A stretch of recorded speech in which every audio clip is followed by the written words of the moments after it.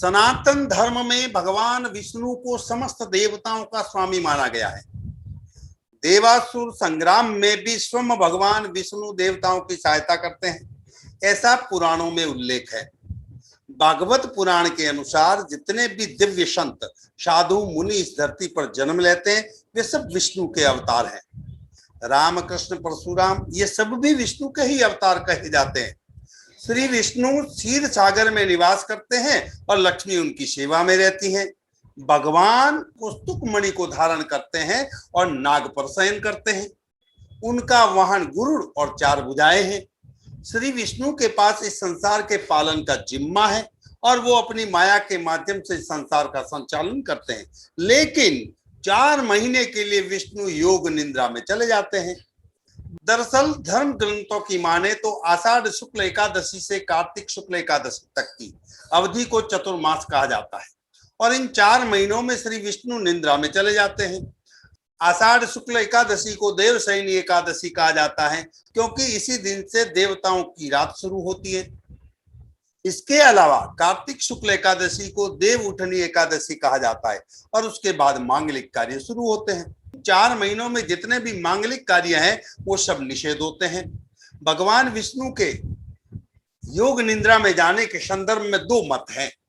पौराणिक कथा के अनुसार एक मत यह है कि वो क्षीर सागर में ही निद्रा में होते हैं और दूसरा मत यह है कि वो पाताल लोक में बाली के यहाँ निवास करते हैं, जिन्हें संकर्षण विष्णु कहा जाता है।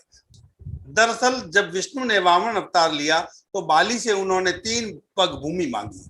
2 पग में उन्होंने पूरा संसार माप कर तीसरा पग बाली के सिर पर रखकर उसे पाताल भेज दिया। लेकिन वरदान के रूप में बाली ने विष्णु को ही मांग लिया। वरदान के कारण स्वयं विष्णु जब पाताल में बाली के साथ चले गए तो सभी मंगल कार्य बंद हो गए। इसके बाद खुद लक्ष्मी ने बाली को राखी बांधकर भगवान विष्णु को मुक्त करने का वचन लिया।